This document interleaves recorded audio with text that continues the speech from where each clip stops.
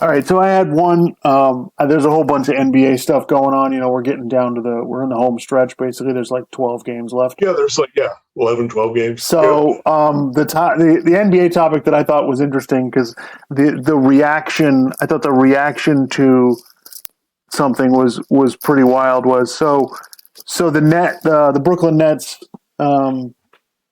they played I can't remember which game. I can't remember who they played, but it was a home game, and they haven't lifted the vaccine mandate, but they changed the mask mandate for public sector employees. They didn't lift it for private sector workers. Right. So basically, Kyrie Irving is at the game, on the bench. Nobody's got. I didn't think anybody had masks on, but he lifted the mask mandate too. Right. So he's at the game on the bench. He was in the locker room. Can't play the game. And so he couldn't go in the locker room either. They got fined thousands of dollars. He wasn't supposed to go in the locker room either. So regardless of the fact that we've gone overboard, some of this vaccine stuff is just, it doesn't make any sense. Regardless of health stuff, it doesn't make any sense. So after the game, Kevin Durant was talking to the media, and of course they asked him, about Kyrie Irving and the situation, the mandates. And Kevin Durant says, listen, man, I think, he goes on this spiel about the mayor of New York needs to figure this out, and some of it doesn't make any sense. And, it sounds like somebody's trying to manipulate the situation or, something like that, basically, which, and, to a certain extent, I mean, the mandate doesn't make sense. You got unvaccinated people in the crowd, and that's okay, but Kyrie Irving can't play in the game, and, this needs to be fixed and blah, blah, blah. And, I get that. So during, I think they were playing Milwaukee. So during the halftime, it was halftime of the next game. And so on ESPN, and so of course they bring it up, and Michael Wilbon loses his mind. Goes nuts about Kevin Durant. Stop, Kevin. He says that is such a dumb thing for such a smart person to say. He's like, Kevin Durant needs to, this is the, Kyrie should have gotten vaccinated. And if he'd done that, we wouldn't be talking about this. This has nothing to do with the mayor or anything to do with mandates. This is just, this is nonsense, and they need to stop complaining about it. And while yes, I do understand what Michael Wilbon was saying is that, listen, this is Kyrie's fault. This is nobody else's fault. This is not the mayor's fault. This is not anybody. Nobody else should be blamed for this. Kyrie made a decision. It's affecting his team the way it's affecting his team. It has literally cost them James Harden on their team, in my opinion, because of this situation. They literally. One of the things. Yes, right. I think there were multiple things to me with Kyrie Irving that kind of cost them that whole thing. Right. So they've basically taken a hit for this, and in my opinion, ruined their chances to win a championship when that's the whole reason this was put together. So yes, I agree with Wilbon, but that's not Kevin Durant's fault, though. He's right about the mandate. Yes, it doesn't make any sense. The problem that I'm still having with this is that and Greeny was talking about this on his radio show on Monday. And he was just saying how, there's more important issues here. This is life and death. That's where I have a problem with this, okay? In March of 2022, okay, considering we've had the vaccines for a year now, it's been so long ago that people got the vaccine, they've been getting booster shots now, okay? Not to mention the people who've gotten it and recovered from it, so now they have natural immunity plus all the vaccine immunity that we have around the entire country, okay? So you're telling me that at this point, having Kyrie Irving play in the game is a life and death issue for his teammates, the other teams, the other people in the arena, when you're allowing Kyrie Irving to be in the arena unmasked and unvaccinated? Like, guys, I'm not asking you to say the vaccine's wrong or anything like that, or be anti-vax or anything like that, but just look at that as a rational human being and just say, that doesn't make sense. And also, like I said, at this point, it is not a life and death issue. In March of 2020, okay, when we didn't have vaccines and we didn't exactly know what this was, we didn't know how to deal with it. It's no longer a life and death. It's a decision that people make to get vaccinated or not, or what risks they're going to take in terms of their risk for contracting COVID. Okay. So, did I think it was a little ridiculous that what Kevin Durant was saying about the mayor, like trying to get attention or something like that? I don't necessarily think that he's trying to get attention. I just think with a lot of these rules, we've stopped really thinking rationally about them. We just go, well, this is what we were doing. We're just going to keep doing this. Well, what about blah, blah, blah, blah? Well, do you not care about life and death of, it just becomes this whole thing. So, but again, Kyrie Irving doesn't have anybody to blame for this but himself. Okay.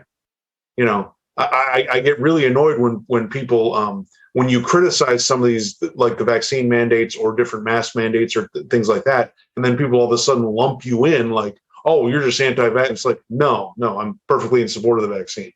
But he could have gotten the vaccine as most of the other NBA players did. Okay. So, he kind of has himself to blame, although the rules that are in place now are ridiculous and they need to be revised based on what we know now and what the situation is. Yeah. No, I think I thought, yes, I think we're now, what I think Michael Wilbon is speaking to, whether he's intentionally doing it or not, is now the thing is kind of flipped, and people seem to have forgotten what the original problem of Kyrie not getting vaccinated, and they now seem to be on his side. So he seems to have somehow flipped, some of the narrative stuff to where now people are like, yeah, they get to change the mandate, yeah, because he should be able to play and blah blah blah. When that really is not. That's a secondary issue. I'll say this: the rules applying to him. But if it applied to anybody else in a similar situation, I would say it's kind of ridiculous. Like, it's not just about Kyrie Irving. Like, the rule just doesn't logically on its face doesn't make sense anymore. Right. So, but again, he put himself in this situation. I think Kyrie Irving's kind of an idiot. So, whatever. I'm glad I don't live in New York because some of those rules just seem a little over the top and ridiculous. Not to mention the fact that if you listen to some people talk about when they had a full vaccine, I guess they still have a vaccine mandate in place in different spots. But you talk about, oh, well, you got to show your phone, which I guess has something on it that shows that you've gotten vaccinated. And it's like, okay, so you show up to some place and someone pretends to look at it, and then you walk in and it's like, oh, everything's safe. It's like, okay, you sure that they looked at that really closely? Like, while you're eating and drinking at a restaurant with your mask off.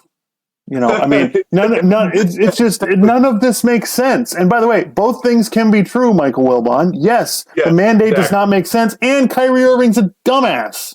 It's like, but you can't have two competing thoughts in your head at the same time. It's just and listen, I do think now, because the criticism of Kyrie Irving has kind of died down a little bit to where it was.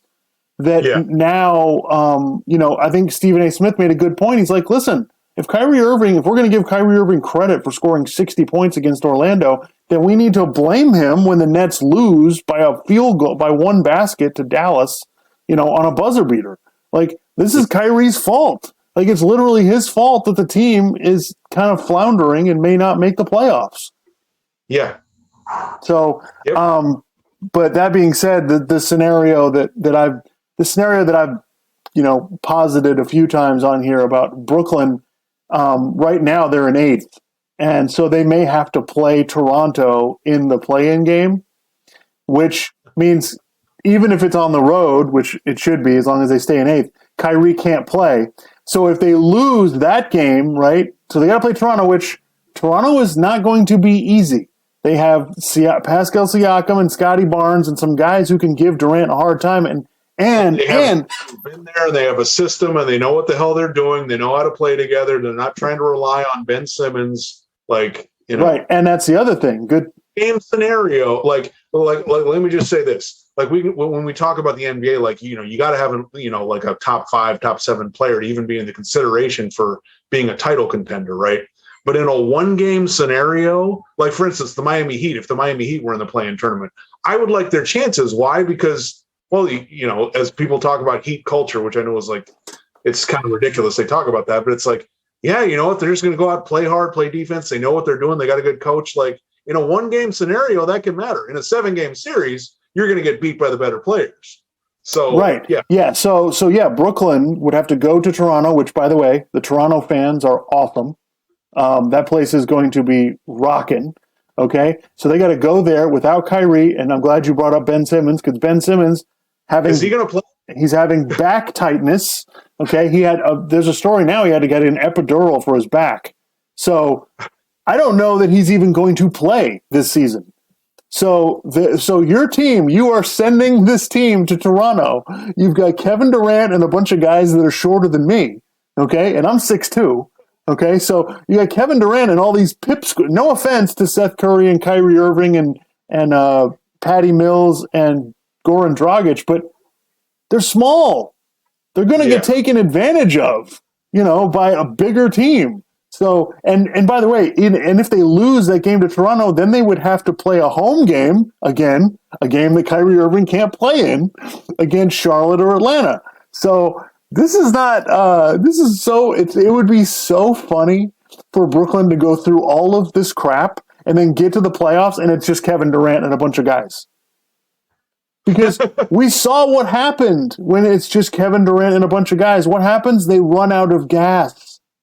Like, you cannot possibly do it for a 7-game series. Like, as a Heat fan, I would love to play Brooklyn in the first round if Kyrie can't play in the home games, because that's just like that seems like too much fun.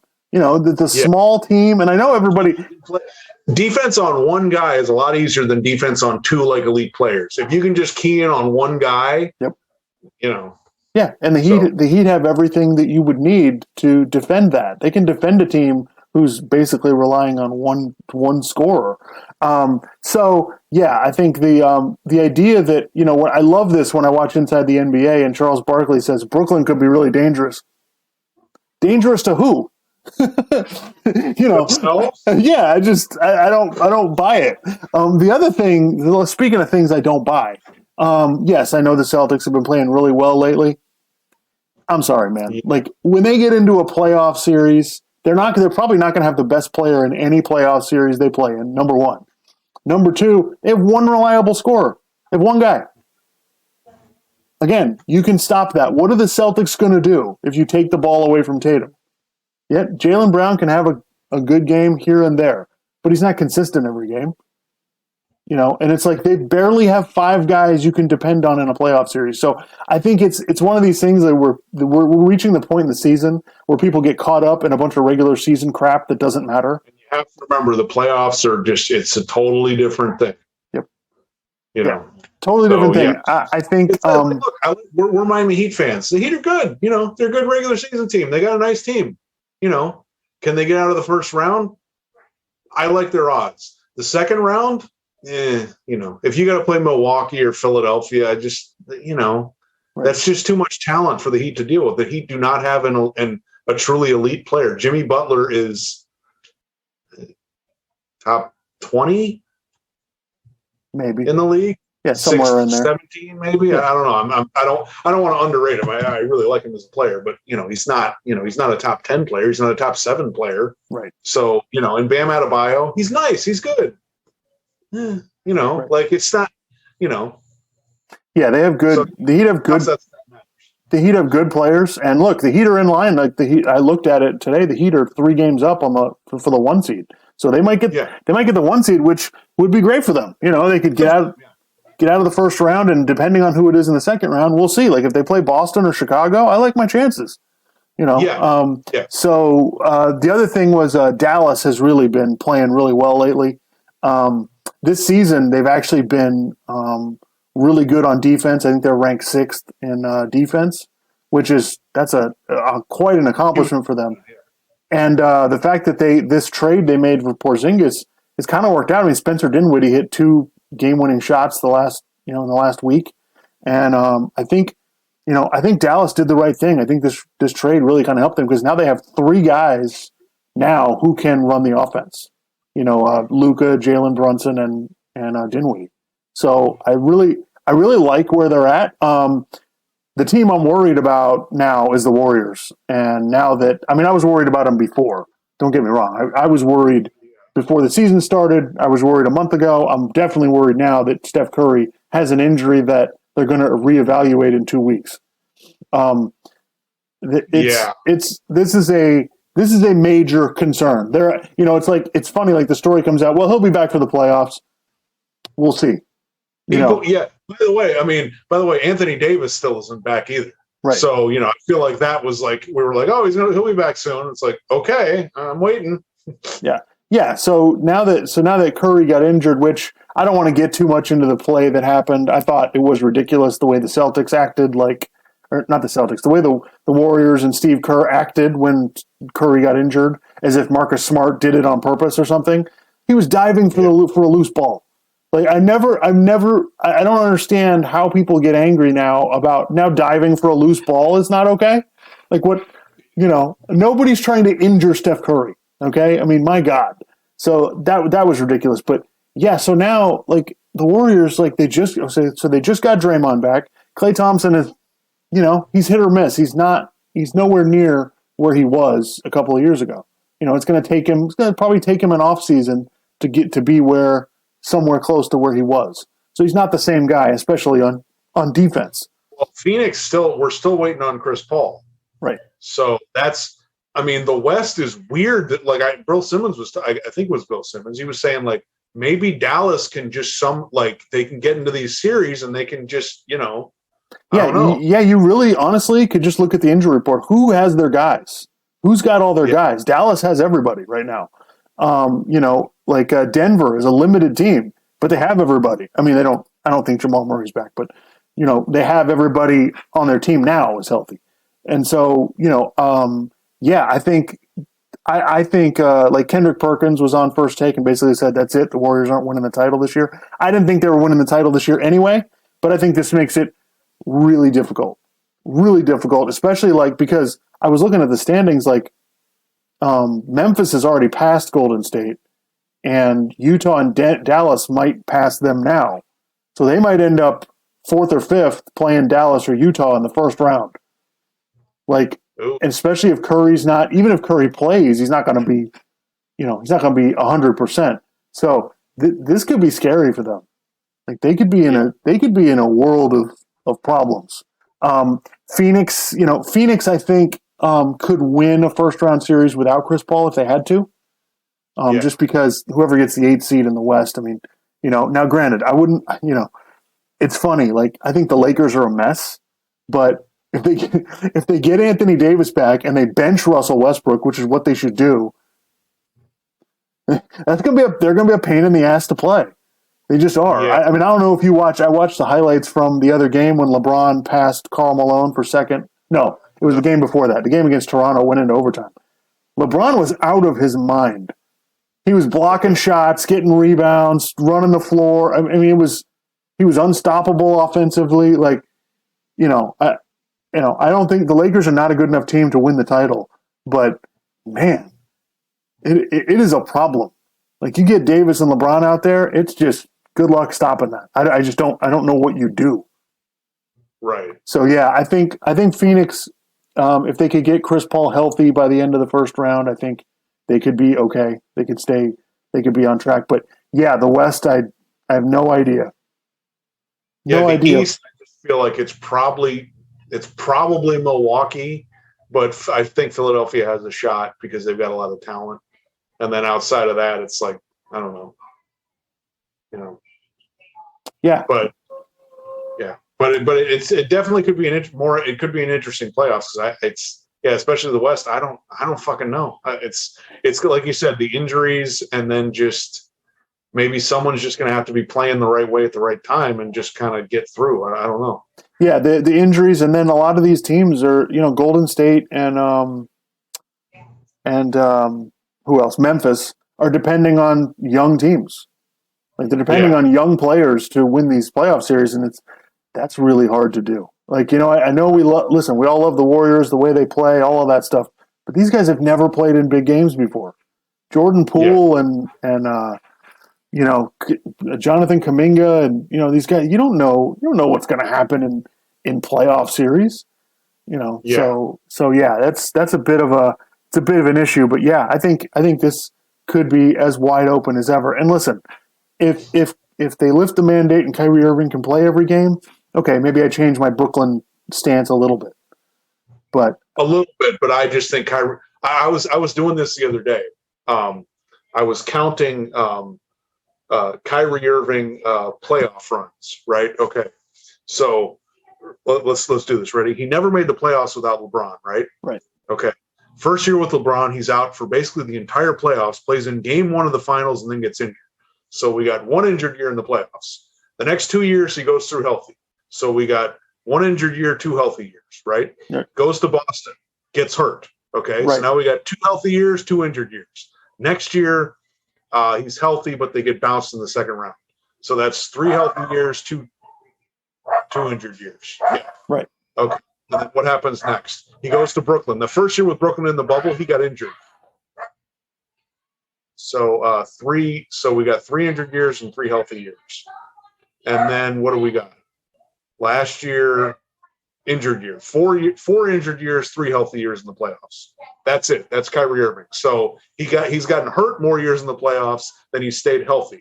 So even if he can play, you're assuming he's not going to get hurt. And it's not his fault. It's just he's a smaller player. Well, yeah, and the thing is, like, Kyrie Irving has as high a ceiling and as low a floor as you could possibly have when it comes to the playoffs. He's hit the game-winning shot in Game 7 of the finals, and then he can't play, or when he does play, he doesn't give a shit. So it's all over the place. I have no idea. You don't know what you're getting, and you make a good point. Even if he can play every game, who the hell knows? So they're quite a mystery. And if you need Ben Simmons, you got a problem. That's a serious issue. And so they're not going to have. How are they going to? It's like, how do you guard Milwaukee?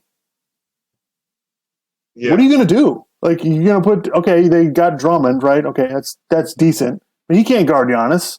Middleton's just going to back down all these little pipsqueaks, guards, and just back them down. And Drew Holiday's bigger and stronger than all those guys. Like, good luck. And then if it's just Durant, they have all these guys they can just throw at him. And listen, don't count out the possibility that Grayson Allen does some fucked up shit and somebody else gets hurt. Like he trips Kevin Durant or kicks him in the balls, or he's that kind of guy. Like, he will do it.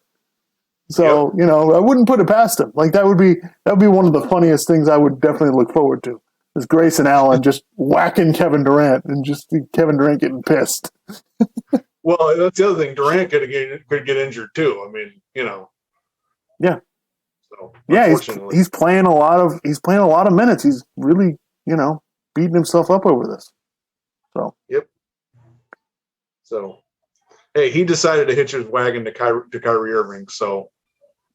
Yeah, you get what you pay for, pal. You play stupid games, you win stupid prizes. Yeah, that's one of those things that's just going to go down in history. I don't understand the decision. And then he recruits James Harden to go with him.